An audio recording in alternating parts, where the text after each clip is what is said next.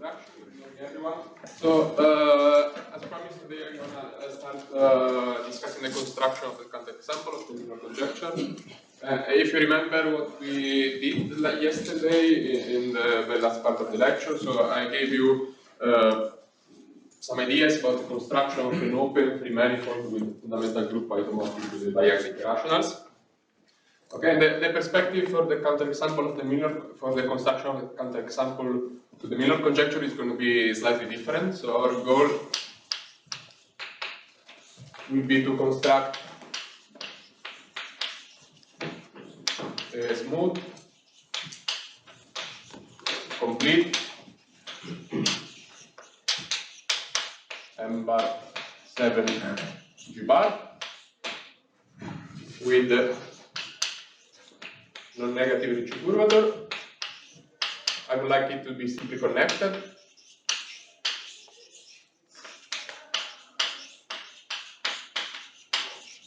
And I would like to know it with a free, proper, and isometric action of gamma. Okay, so gamma from now on is going to be the group of diagonal rationals modulo the integers. And if I'm able to do this, then I can just set mg to be m bar modulo gamma with the induced metric g. Okay, and so all these conditions are the conditions required in order for gamma to be a fundamental group action. Okay, so this is what I'm gonna start explaining already. Okay, let me just remind you that if G is a topological group acting on the left on a topological space X, then the action is proper if for every k prime in X compact, the set of G in G such that G kappa intersected with kappa prime is different from the empty set is a compact subset of the topological group G. Okay, and note that for this topological group gamma with the discrete topology, the only compact subsets are the finite subsets. Okay, so I'm gonna start with a warm-up problem. Okay, and the warm-up problem is gonna be to construct a proper and isometric action of gamma on a metric space X3. Okay, so and just to set some notation, so from now on, okay, I'm gonna let gamma I be 1 divided by 2 to the I. This is little gamma I. I'm gonna let capital gamma I to be the group generated by little gamma I. Okay, and note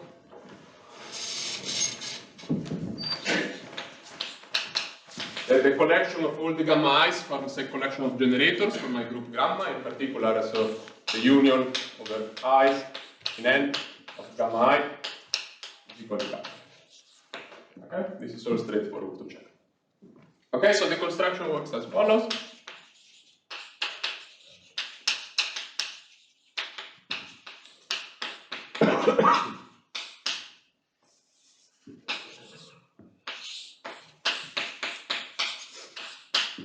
Okay, Okay, so we start with a copy of a half line for each element of the group.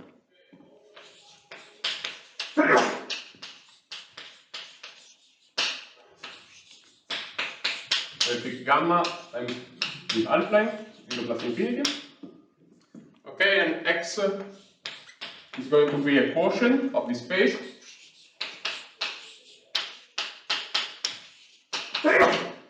Modulo an equivalence relationship. And the equivalence relationship is defined by saying that little gamma, little t, where little gamma is the group component, little t is the, let's say, time component, is equivalent to little gamma prime, little t prime, if gamma to the minus 1 times gamma prime belongs to gamma I, and t is equal to t prime, and it's greater or equal than I. Okay, I'm gonna draw a picture of what's going on in a few minutes. Okay, and let me stress that. So I'm gonna use the multiplicative notation.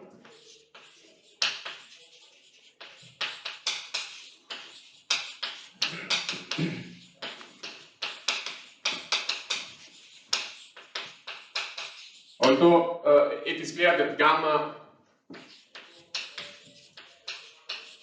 I'm viewing gamma as a subgroup of the reals modulo the integers endowed with the addition.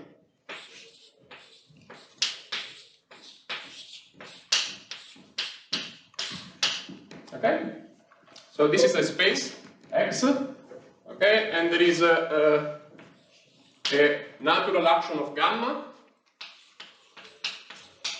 on the left, say, but it doesn't really matter.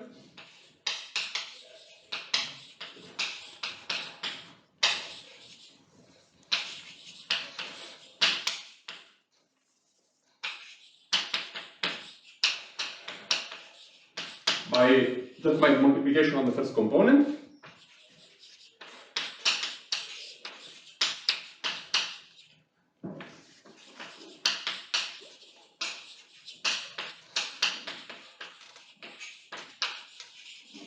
And it's almost immediate to check that this induces an action of gamma on the quotient space X.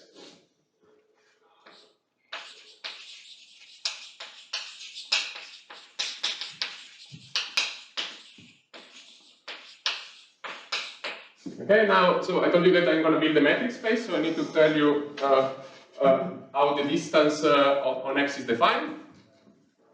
Okay.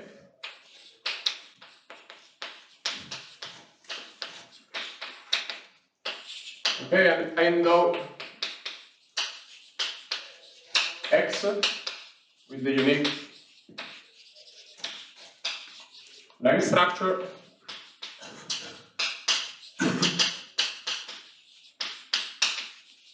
Such that the map going from 0 plus infinity to X is sending t in the equivalence class of little gamma little t in X is an isometry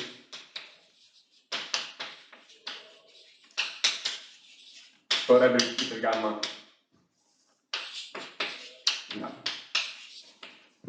Okay, so I leave you as an exercise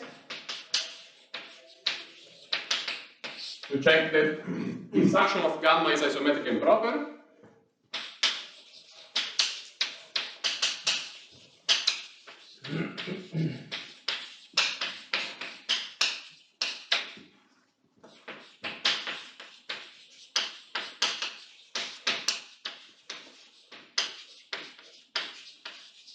Okay, moreover, the map picking little gamma, little t, and mapping it into t induces an isometry between the quotient space, so X of the gamma, and the alpha.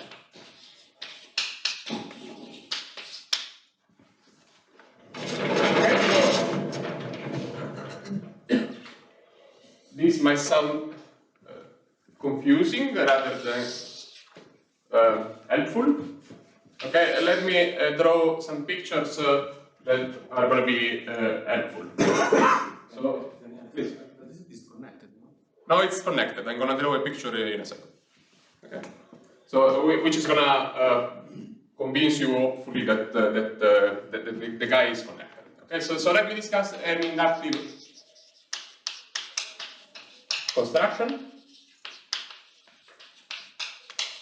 which is very helpful to keep in mind. So let me do the following. So I would like to do the construction changing 0 plus infinity and gamma into 0 I times gamma I.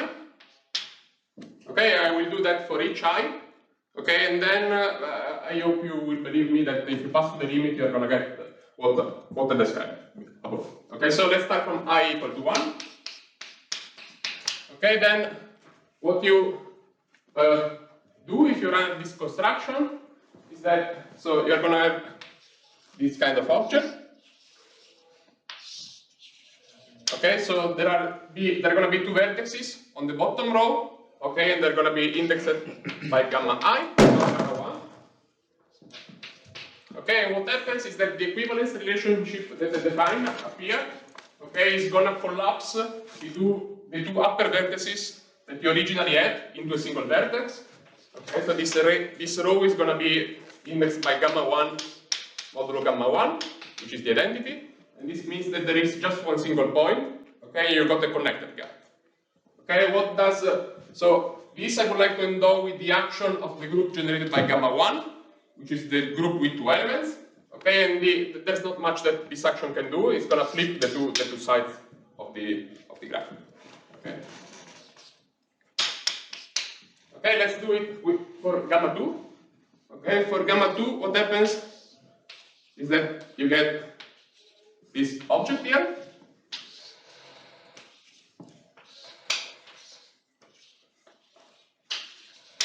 So gamma 2 is generated by one quarter, so it has 4 elements.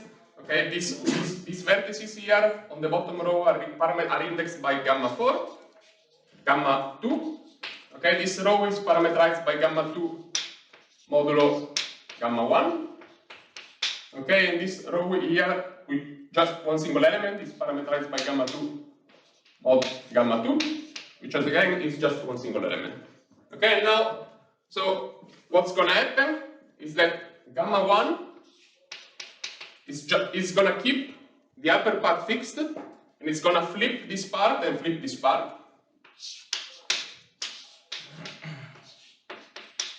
Okay, gamma 2 instead is going to send this part into that part. Okay, however, the tricky thing is that gamma 2 is going to send this part into this part and then flip it. Okay, because I would like gamma 2 squared to be gamma 1.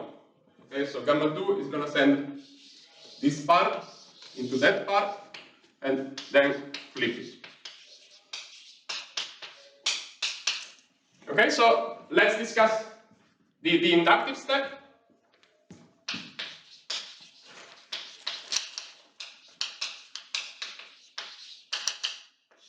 Okay, so as probably it's already clear, so for the inductive step, what I do is I pick two copies, so let's call the result of this construction xi with the action of gamma I. Okay, so in order to go from I to I plus 1, okay, I picked two copies of xi gamma I. Okay, I put a new vertex on top of them. Okay, these are going to be the upper vertices of the two copies of xi gamma I. Okay, I connect them.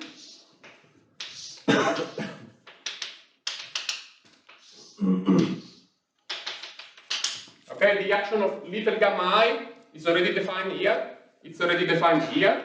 What I need to do is to define you the action of the new generator little gamma I plus 1. Okay, and little gamma I plus 1 is going to send the first part into the second part. Okay, and then it's going to send the second part into the first part, and then act as gamma ID. Okay?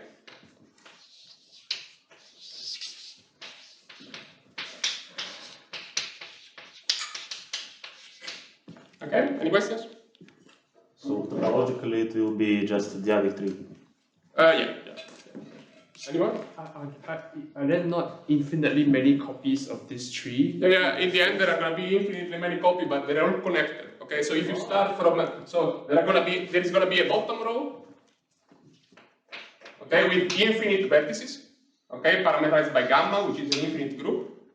Okay. However, if you pick two of them, and if you go up I enough, okay, then they're going to be connected at some stage. Right. Okay. Anyone? Ask about the distance on X. So, how do you define distance between two elements? I did not understand. Okay, so what's going to happen is that, so imagine the distance between, let's discuss an example, okay? So here the distance on this guy is going to be the length distance induced by stipulating that each edge has length 1. Okay, so the distance between these 2 points is 1, the distance between these 2 points is 1, and then the distance between these two is 2. Okay, and then you do basically the same for all the iterative steps of the induction. Okay, any more questions? So in the limit, the length will be infinite, right? Sure. So the length between the distance between any 2 points is finite. Yeah. However, the space is non-compact. Okay. Yeah. Any more? Okay. So the idea now. Sorry, good question. So the action, since the action of gamma I plus 1 is to swap the subtrees, Yeah. and then you must act by gamma I within that. So in the end, is it just a complete reflection of the tree? No. It's not a complete. So it's not really a complete reflection. This one is sent onto the other one by reflection, let's say. Okay, but then the second one is not. So you don't act by reflection. Okay, so you act by reflection, and then it's more non-trivial, I would say. Okay. Okay. So the idea now is that we would like to do a few things. Okay, so I would like to start from this very rough picture of the metric space and get my manifold M bar G bar. Okay, so we would like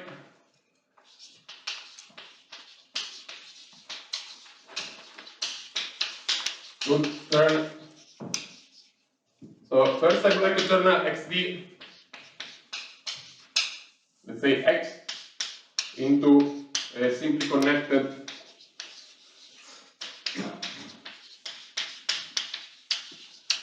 smooth M bar. Okay, then, so it's important, so as you might have noticed, the action of gamma on this metric space is not free. Okay, it's important that I turn gamma, the action of gamma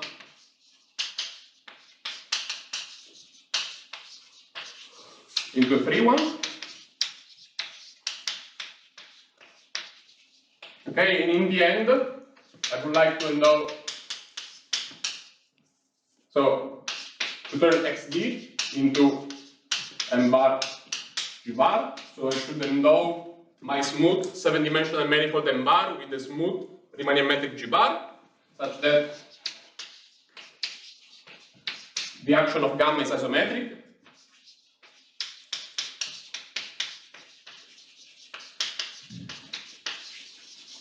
Okay, and the Ricci equivalent is greater than equal. Okay, and for that, the very vague and rough idea is going to be that I'm going to try to fatten this tree that I built.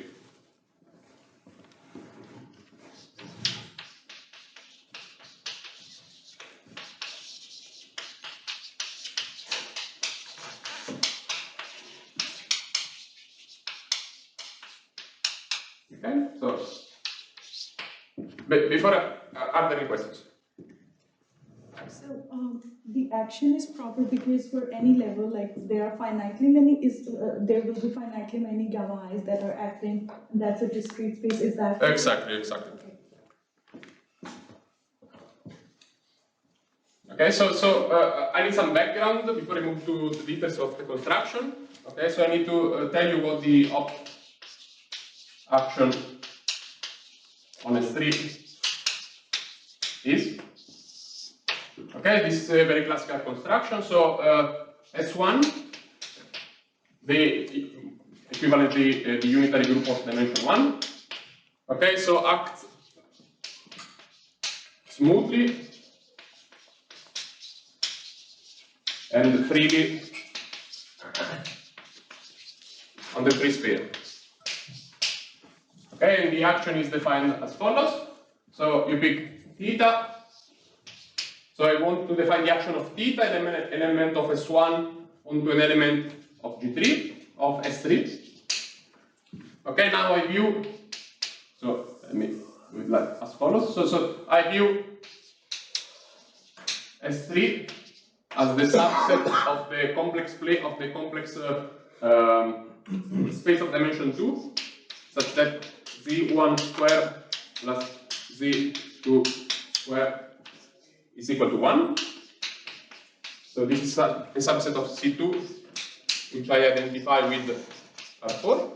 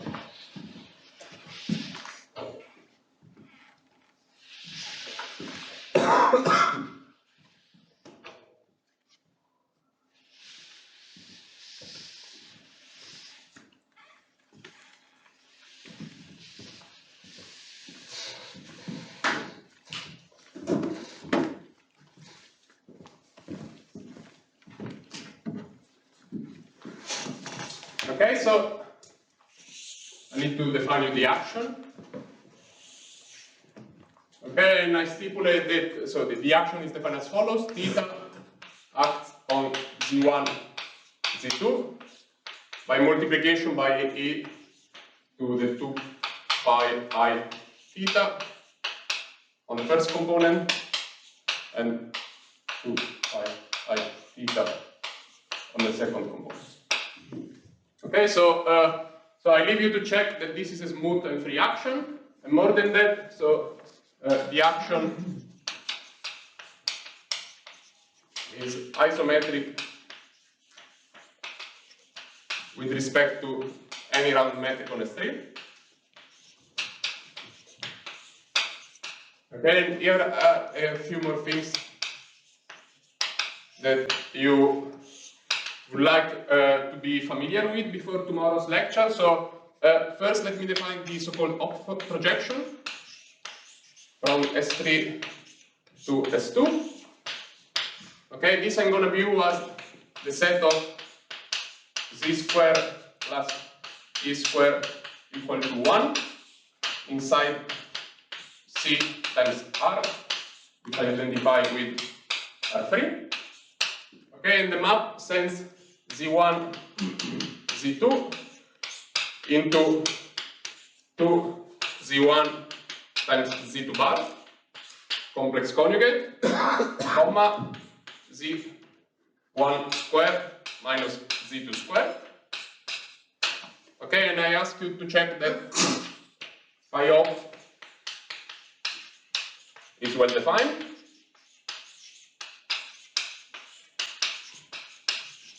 Okay, which means that it really maps the free sphere into the full sphere. Okay, moreover, pi op is a Riemannian submersion.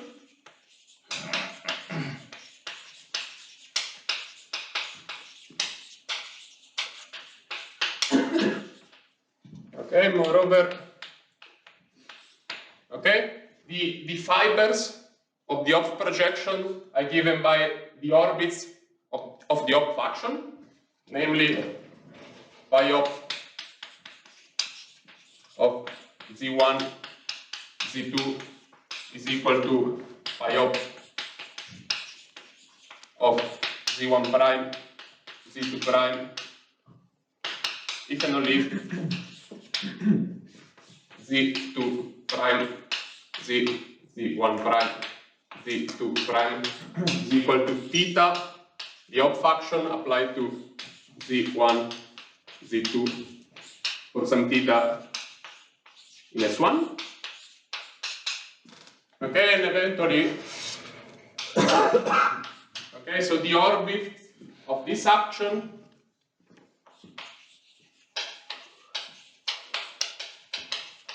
of theta are geodesics. Oh, and they all have the same length.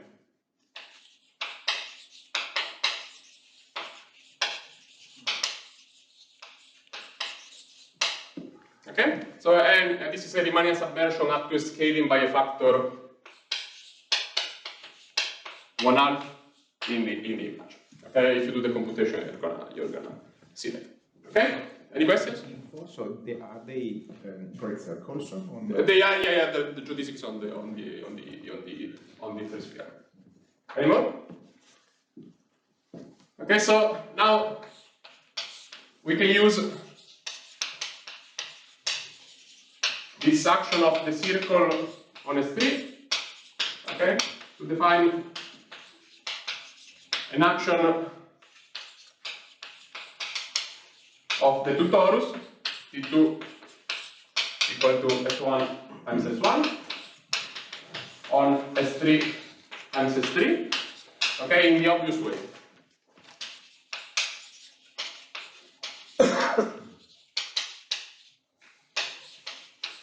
Okay, so you pick two angles in the torus, theta 1, theta 2, and this action on G1, G2, which is an element, so this belongs to the two torus, this belongs to the product of the two spheres. Okay, this I would like to be the op function by angle theta 1 on the first component, and the op function by angle theta, the op rotation by angle theta 2 on the second component. Okay, now for k integer, okay, I can consider the embedding of S1 into the two torus,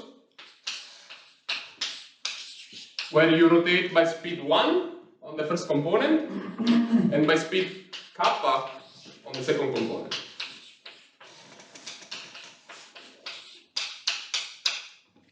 Okay, and I let theta 1k, the induced action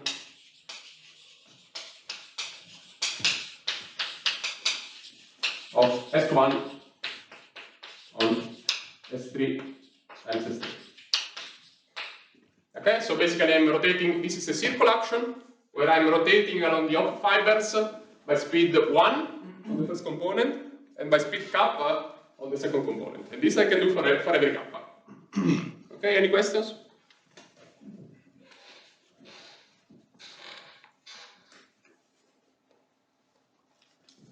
Okay, so back to the inductive construction of our M-bar.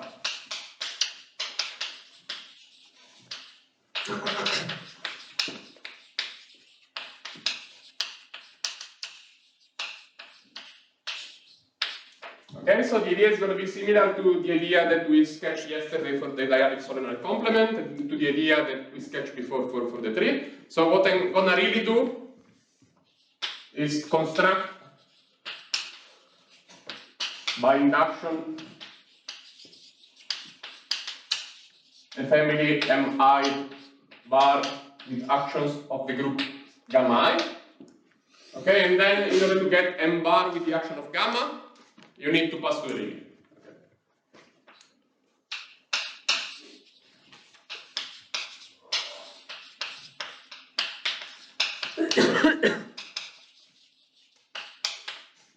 Okay, so let's start from the base step.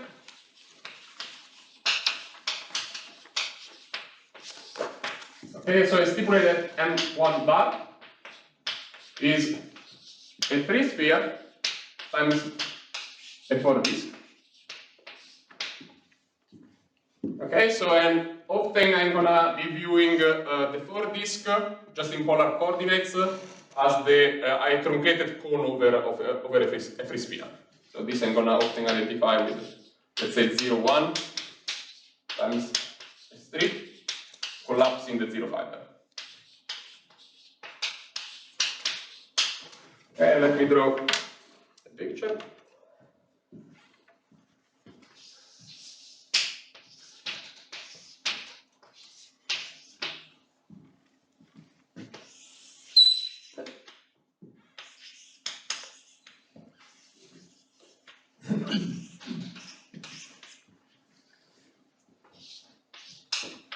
Okay, so now I need to tell you how the action of the group gamma 1 looks like.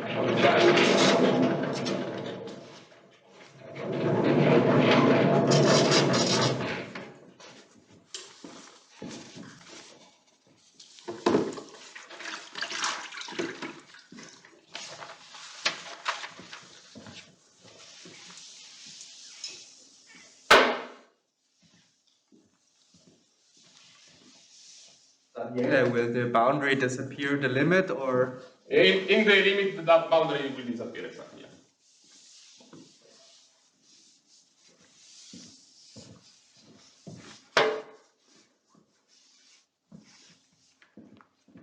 Does the bar over D4 mean anything?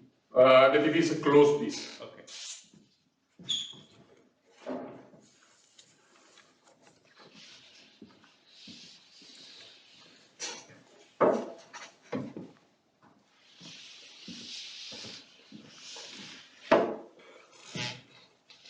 Any more questions?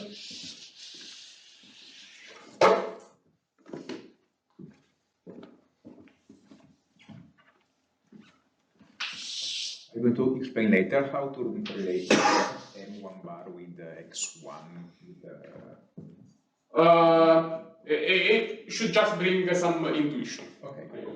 Okay. So let me tell you how gamma 1 is gonna look like. Okay. So to be fair, so M1 it's more appropriate to let it correspond to X0 that I didn't define in the previous construction. Okay. So gamma M2 is gonna correspond to X1 in that construction. So okay. So the action of gamma 1. Okay, I would like it to be trivial on the radial component of D4 bar. Okay, so it should fix the origin and preserve all the radial slices of the for disk. Okay, and I would like to be a subaction of the 1-1 action on S3 times S3. Okay, and this is just a fancy way to see that say that the rotational speeds of gamma 1 on the two components, the green S3 and the radial slice of the disk should be the same. Okay, since the order of gamma 1 is equal to 2. Okay, this just means that gamma 1 acts by off rotation of angle 1/2 on S3. So this free S3 on the left. So the gamma I are in S1. Sorry? So the gamma I. They are in S1 and I'm viewing S1 as R modulo Z. Okay. Okay? And it should act by off rotation of angle 1/2 again, because the two speeds they need to be the same on the radial slice of the default factor. Okay, any question on the base step? Okay, so now let me define what will be the setup after step I.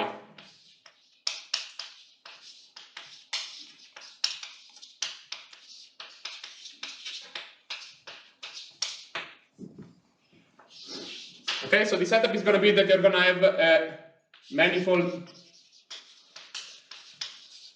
Mi bar with boundary diffeo to S3 times S3. Okay, so this S3 times S3 is going to have a collar diffeomorphic to S3 times S3 times 0, 1.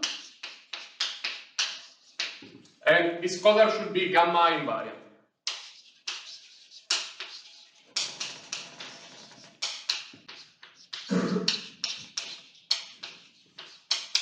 Okay, moreover, gamma I, little gamma I, the generator of capital gamma I, on this collar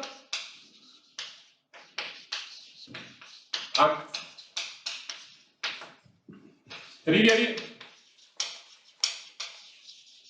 in the radial component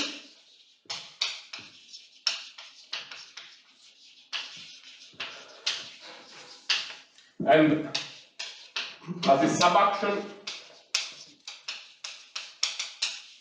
of the 1, 2 to the I minus 1 action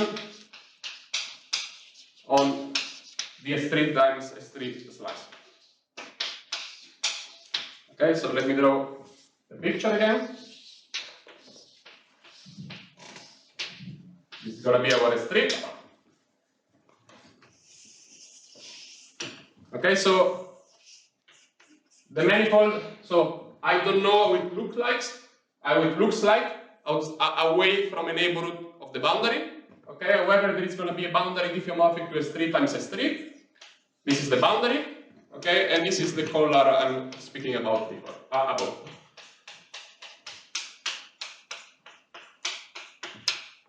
Okay, and again as before, so the order of gamma I is 2 to the I.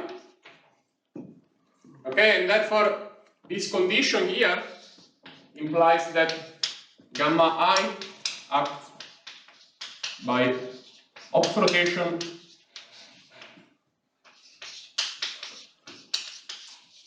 of angle 1 divided by 2 to the I on this green guy. Okay, and the speed on the other component needs to be 2 to the I minus 1 times 1 over 2 to the I, which is the speed on the first component, and this gives me 1/2. Okay, so let me call this condition I1. Okay, and condition I2 is that it acts by rotation of angle 1/2 on the radial slice of this collar. Okay, and let me call this condition I2. Any questions? Please. So how does, I do not understand, why do we care about this P to match at the boundary? Like S3 is glued to S3. Say it again. S3 is glued tree with the collar. Yeah. And why do you want the speed to be 1/2 at the boundary? I do not understand, like, why do we care about gamma I acts on these both spaces nicely, right? Like gamma I is basically rotation. It can be viewed as some sort of rotation by angle 2 to the 1/2 to the I. I'm not sure I'm understanding. So you're asking why do we care about the angle of rotation near to this boundary? Yeah. Okay, so if I don't know how this action looks like near to the boundary, in the next step of the induction, when I try to extend the space, I don't know what to do. Okay, any more questions? Okay, so now let's try to go through the inductive steps.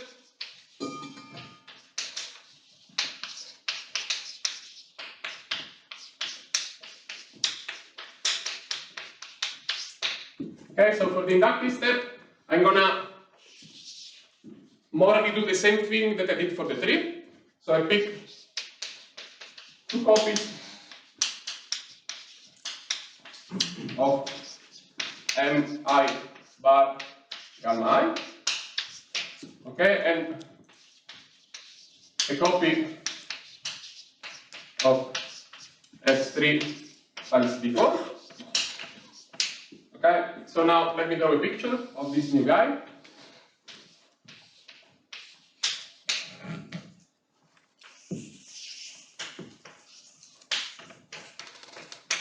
Okay, from this, I look at the center. Okay, and I remove 2 smaller for this.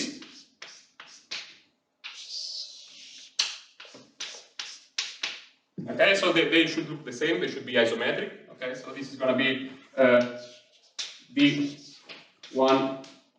So for this number 1, and for this number 2. Okay, so I remove those.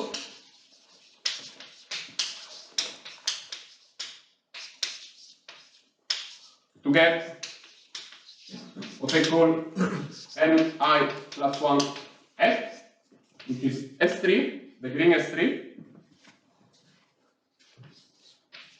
times D4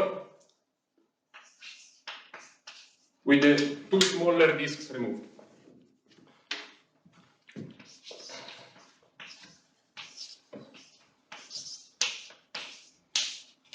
Okay, and the centers of these disks should be on the orbit of the op function by rotation by angle 1/2. Okay, so I fix one center, this I can choose at random, okay, and the other one should be at the same distance from the origin, flipped by an angle 1/2. Okay? Any questions?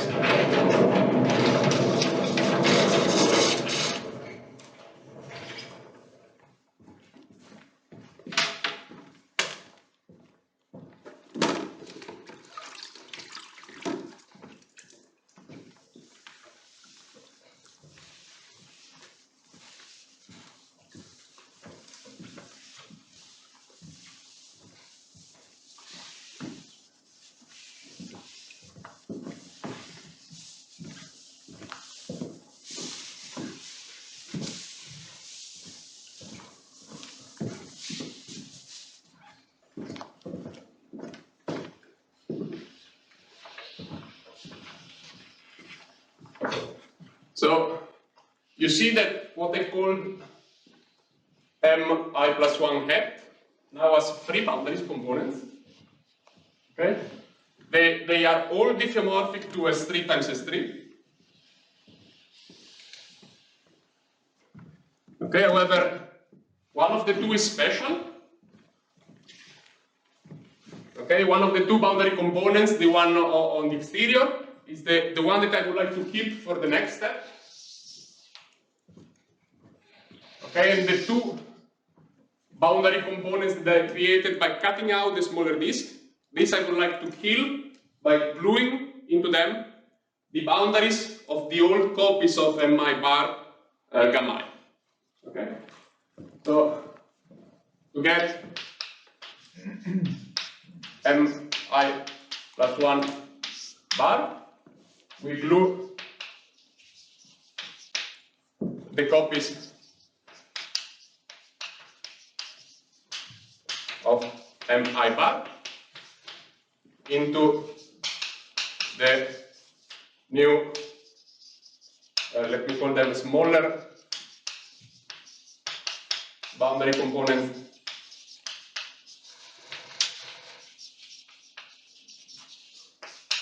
of mi plus 1 f. Okay, and basically what I would like to do is to obtain mi plus 1 as mi first copy glued along the boundary with the diffeomorphism phi I1. So this I would like to glue into that boundary component on the left in the interior. Okay? Okay, and then I would like to kill the other boundary component by gluing in the other copy of mi bar with another gluing diffeomorphism between the boundaries phi I2. Okay? So the caveat is that the resulting manifold, so as a smooth manifold,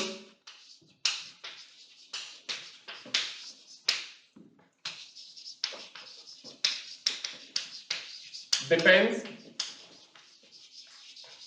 on the choice of the gluing maps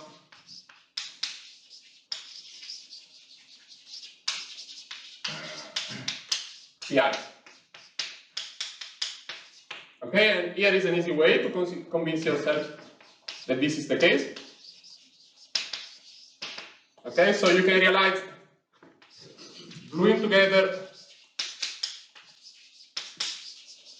two copies to solid tori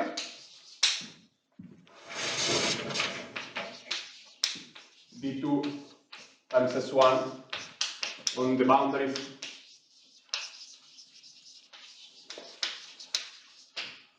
which are diffeomorphic to two torus, s1 times s1. We can obtain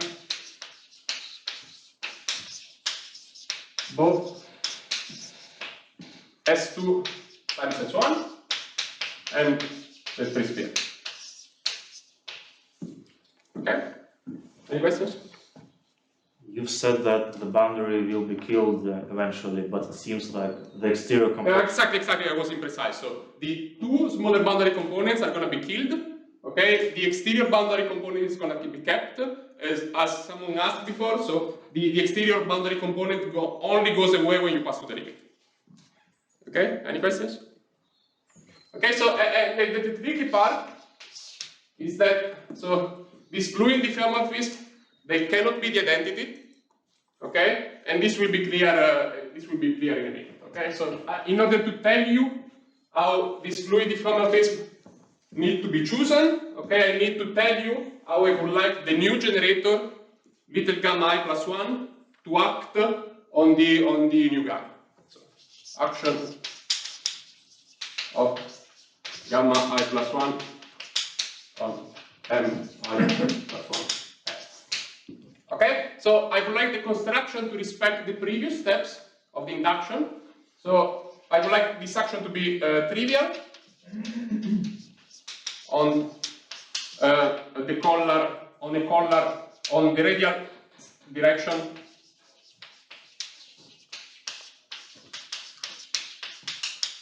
of a collar of the exterior boundary.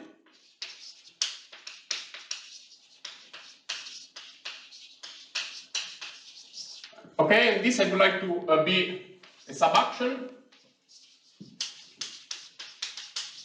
of the 1, 2 to the I action on S3 times S3. Okay, and again, so the order of gamma I plus 1 is 1 divided by 2 to the I plus 1. Okay, and so if you unwind all this, you get condition I plus 1, 1. Okay, namely that gamma I plus 1 acts by rotation, off rotation of angle 1 divided by 2 to the I plus 1 on the green guy. Okay, and it acts by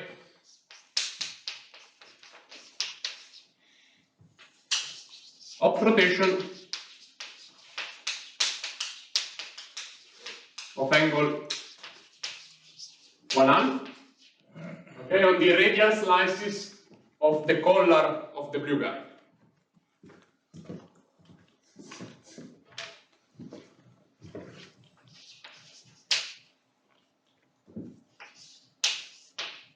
Okay, any questions? Okay, so now there is something we need to pay attention. Okay, so remember, When you say in the second part, the color is of the two guys. no, it's the collar of the exterior boundary. Okay, so it's the collar here of this exterior boundary. Okay?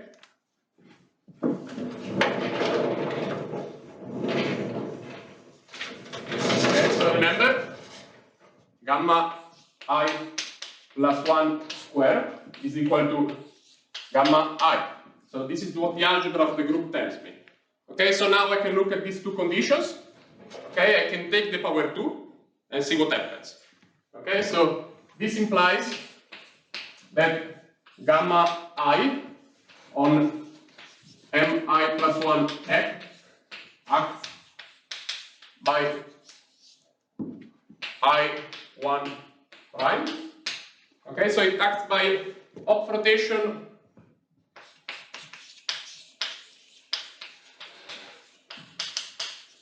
of angle 1 divided by 2 to the I on S3. Okay, and it acts by op rotation of angle,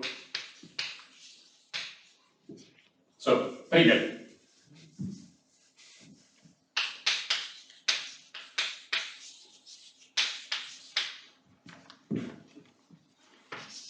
On S3. Okay? And the reason that is that gamma I plus 1 acts by rotation by angle 1/2. Okay, so when I take the power 2, it gets killed. Okay, so I don't remember whether conditions I1 and okay, so condition I1 and condition I2 are still there. So those were describing the action of gamma I near to the boundary of the old guys. Okay, these two conditions are describing the action of gamma I near to the boundary, near to these boundaries of these new guys. Okay, and you see that they are not compatible. Okay, they are not the same. They are not doing the same thing. Okay, and this is telling, okay, that the only way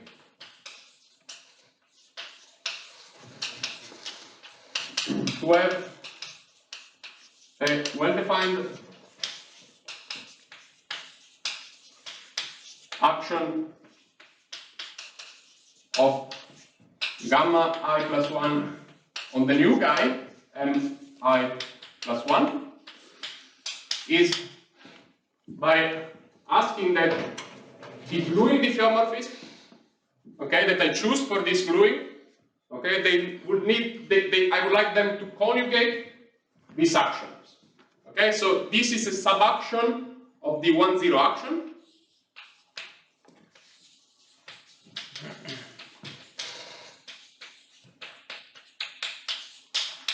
Okay, because the speed is 0 on the second component. Okay, this was a subaction of the 2 to the I 2 to the I minus 1 action. Okay, so, and the only way this can work is if S3 times S3 goes into S3 times S3.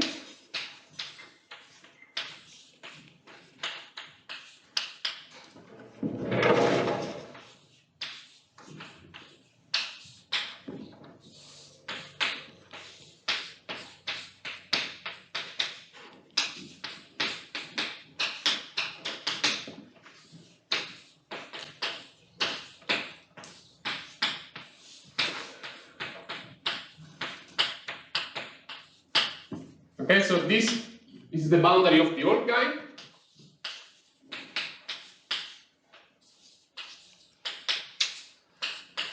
And this is the boundary of the new boundary components. So this is S3 times the boundary of the 1/4. So in order to get a well-defined action on this glued space, okay, I need that if I go from one boundary to the other with the diffeomorphism, and then I act with little gamma I, okay, this is the same thing as acting with little gamma I from the first boundary into itself, and then going with the gluing diffeomorphism onto the other space. Okay? And this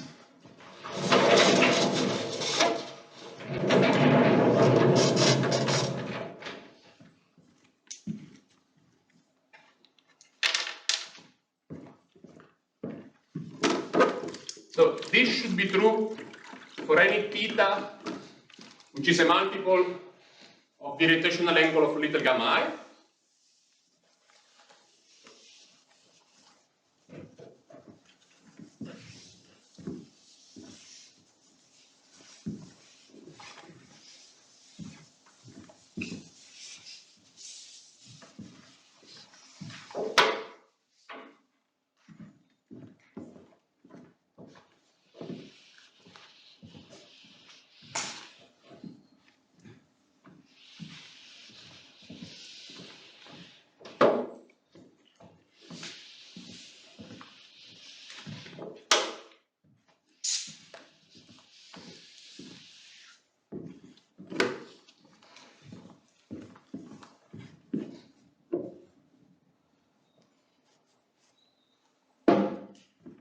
Okay, so this should be true. So the commutation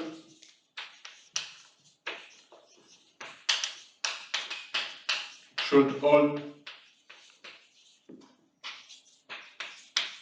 for every theta which is a multiple of 1 divided by 2 to the I. Okay, however, so there is no convenience in thinking discretely at this step of the construction, and in the forthcoming steps of the construction it's very convenient to think continuously. Okay, so we are gonna ask that the diagram commutes for every theta in S1. Okay, so if the diffeomorphism making that diagram commute exists for every I, then the construction can be completed.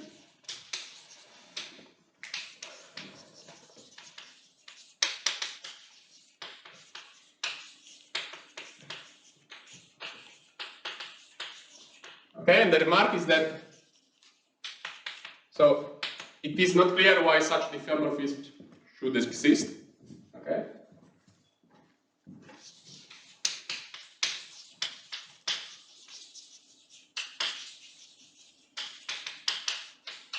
Okay, and this is of course very roughly formulated. Okay, and the important thing to note is that the identity doesn't work.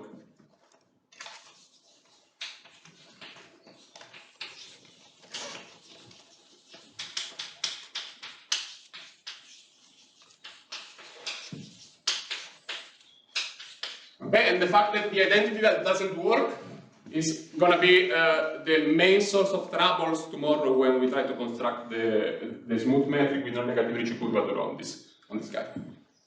Okay, how much time do we have? 2 minutes or? Yep. Okay, so let me give you an exercise which might be helpful to see that the existence of guy doing similar things might be a reasonable thing to ask. So let's discuss it a model. Okay, so replace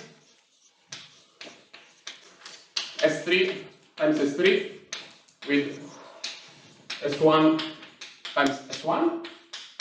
Okay, and define the action, the 1k action on the two torus in the obvious way. Okay, so I would like theta 1k to act on theta 1, theta 2, just by rotating the first component by angle theta. So this is going to be theta 1 plus theta. And the second component should be rotated by angle k theta.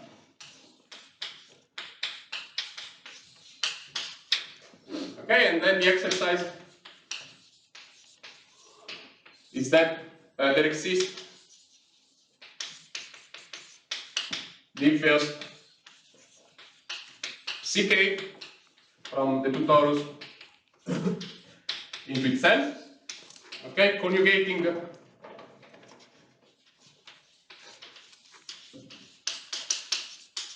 two actions, the action, the 1,0 action and the 1k action. Okay, so more precisely, this means that theta 1,0 composition with psi k should be equal to psi k composition with theta 1k.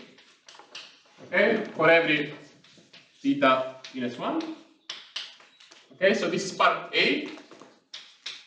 Okay, and part B amounts to checking that so the psi case cannot be chosen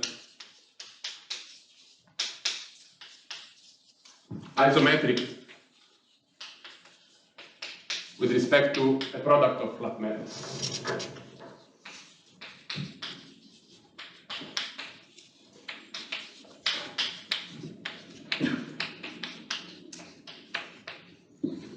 Okay, with this I'll stop for today. Thank you for your attention.